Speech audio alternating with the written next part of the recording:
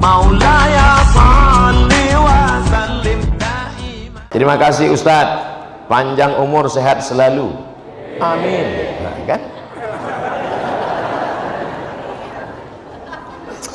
mengenai fikih Ustadz, oke. Air kencing itu kan najis, ya.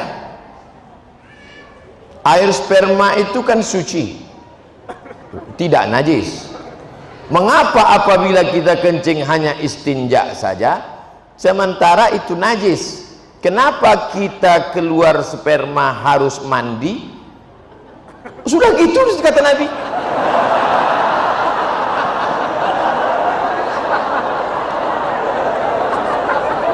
Kalau keluar air wudu, tapi kalau keluar sperma mandi. Padahal ini najis, yang ini tidak najis. Kenapa harus begitu Pak Ustadz? Pokoknya sudah begitu kata Nabi Muhammad, jangan tanya-tanya. Yang dilihat itu bukan tempat keluarnya, tapi bukan benda yang dikeluarkan.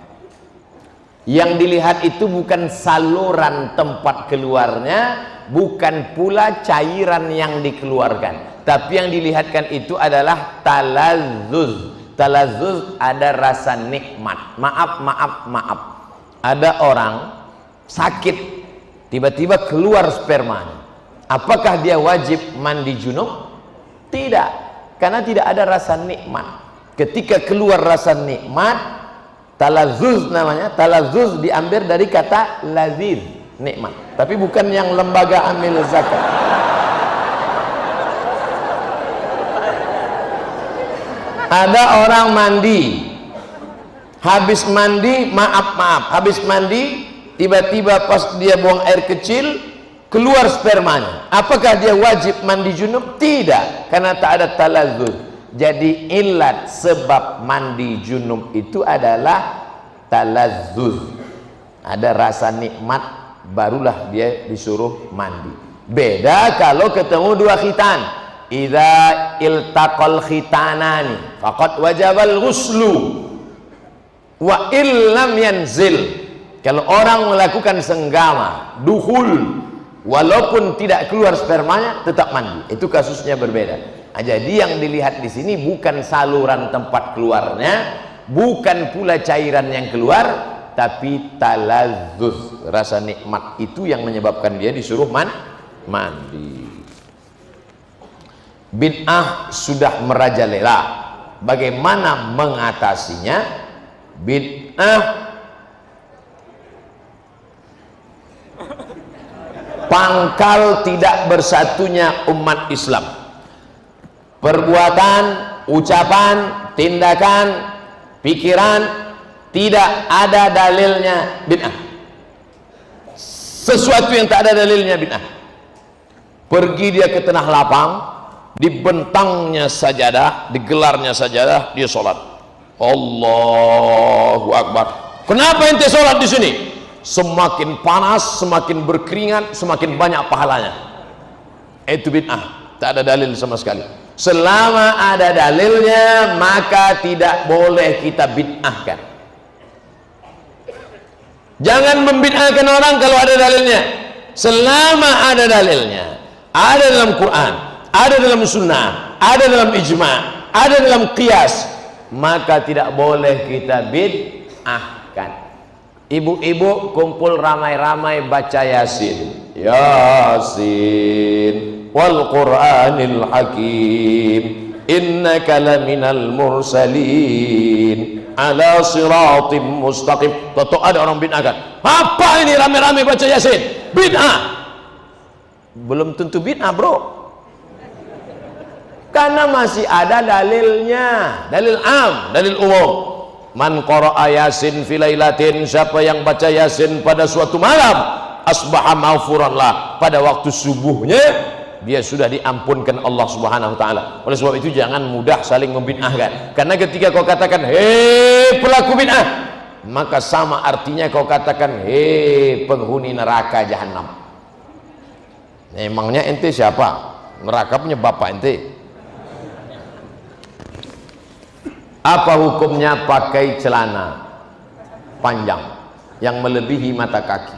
Nyindir saya ini. Apakah itu termasuk orang masuk neraka?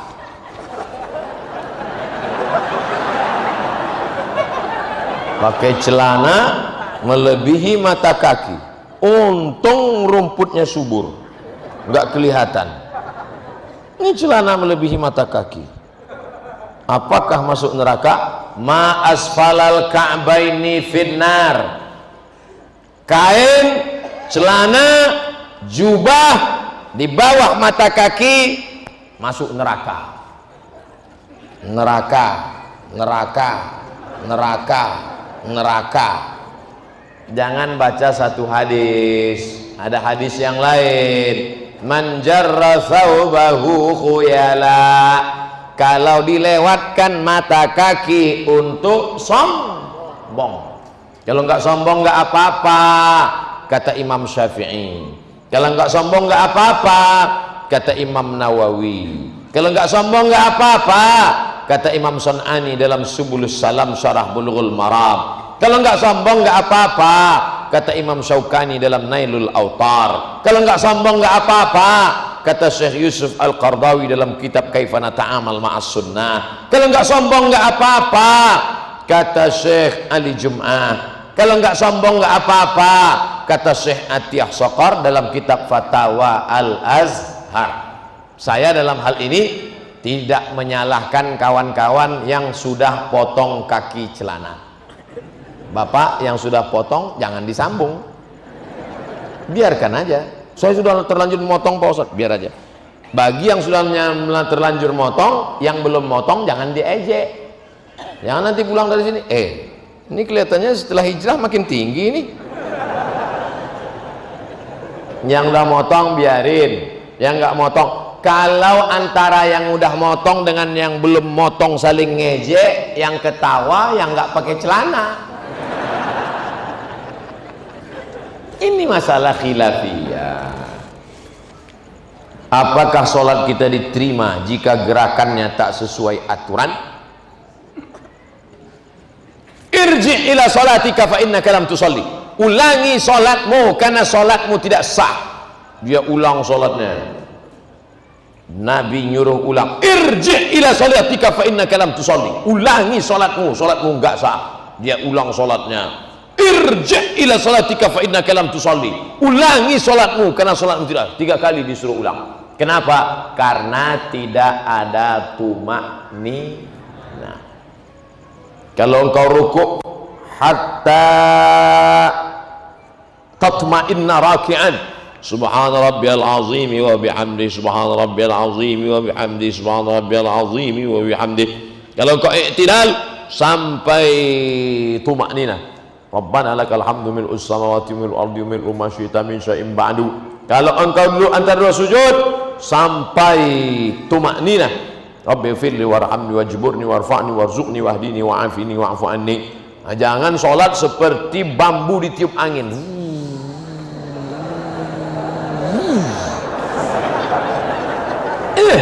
Ente sholatnya kok cepat sekali.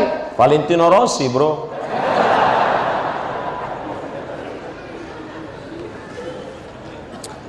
Tidak sesuai aturan karena sopnya sempit. Sempit sopnya. Gimana sopnya sempit? Darurat tubihul mahzurat. Di Masjidil Haram, Masjid Nabawi, ma baina baiti wa mimbari, antara mimbarku dan rumahku, raudhatun min riyadil jannah, taman surga. Karpetnya warna hijau, yang lain merah. Saya hijau, taman raudhah. Sampai di situ sempit, mau ruku aja setengah. Allah, di depan orang Afrika.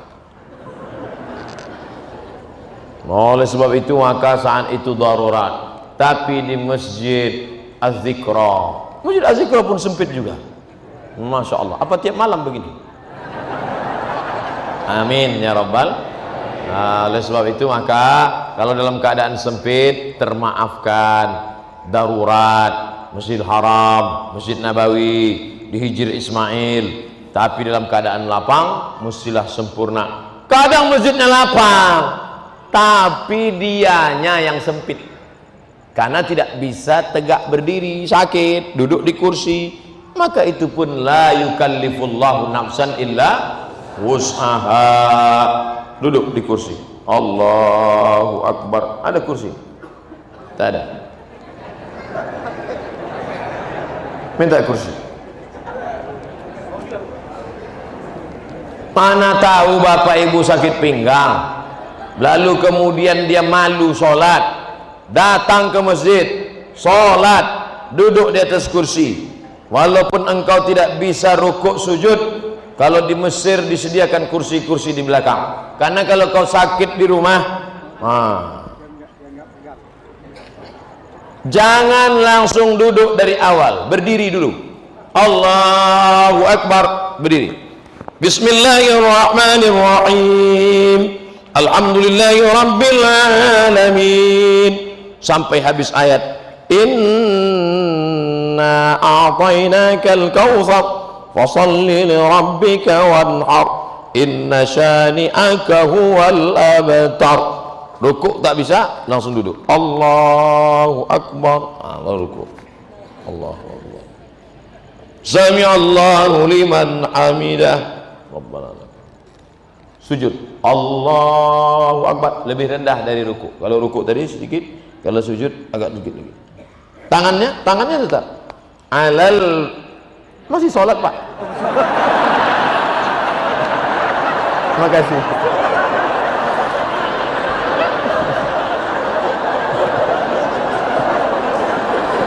Mohon maaf Pak Ketua Yayasan.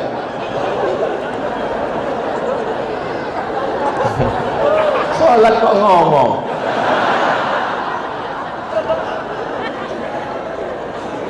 Alal fakhidhaini, tangan di atas paha, awir rukbataini, atau di atas lutut. Jadi nanti kalau ada yang tangannya di atas lutut atau di atas paha, la alal hawa, bukan di atas angin. Ada yang sujud di atas angin, Allahu Akbar, di atas angin, atas sujud. At-tahiyatul barakatuh, tetap at-tahiyatul barakatuh salat. Saya Pak Ustaz telunjuk saya yang sakit, ya terbatas itu at-tahiyatul, jangan pula diganti at-tahiyatul. At-tahiyatul barakatuh. Tidak ada alasan untuk tidak sholat berjamaah. Dulu waktu sehat tidak mau ke masjid, sudah sakit baru dapat hidayah datang ke masjid.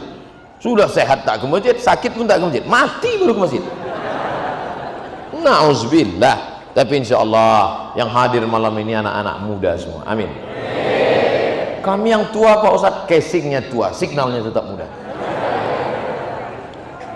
Yang kita khawatirkan anak muda, isinya orang tua. Anak-anak muda umur 17-18, gaya letoy lesulung lain mau mati. Saya kalau udah diundang anak muda gayanya gitu, saya kasih ketua. Mana ketua panitia? Sini, bawa semua ke panti jompo. Tapi alhamdulillah malam ini semuanya alhamdulillah dalam keadaan istiqomah iman dan Islam.